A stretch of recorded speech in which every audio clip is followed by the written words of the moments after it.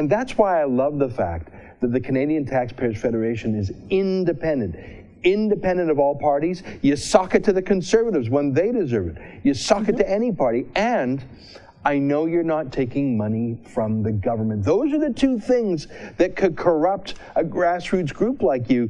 It's tough to raise your own money. We have to do it here at the Rebel, but it keeps you honest, and I think it forces you to be in touch with the grassroots more. Wouldn't you say, Paige?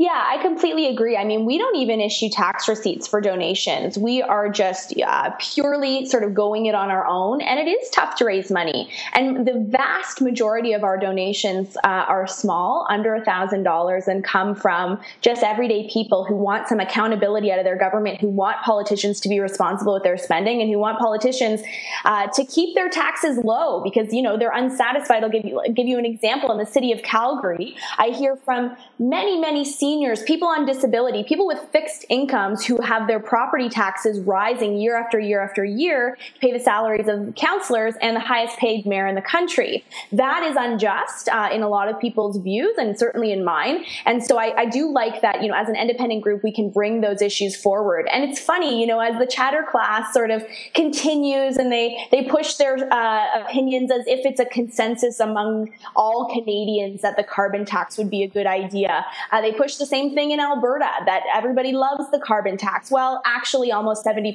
of Albertans oppose the carbon tax when you get to public opinions. It's often really easy, I think, in this line of work, you know, when we're dealing in media and you're dealing in these kinds of social media circles, of so-called influencers, it's easy to believe that these consensus opinions are the opinions of the public. And I think what our organization does is we like to check back with that public and see what they're actually thinking and remind media and academics and whomever else might be espousing these opinions, and especially remind government that no, these are not the opinions of the average people. And by the way, it's those average people who are paying the tab.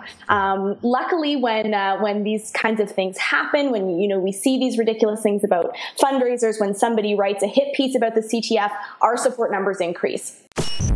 Thanks for watching. Click here to never miss a Rebel update.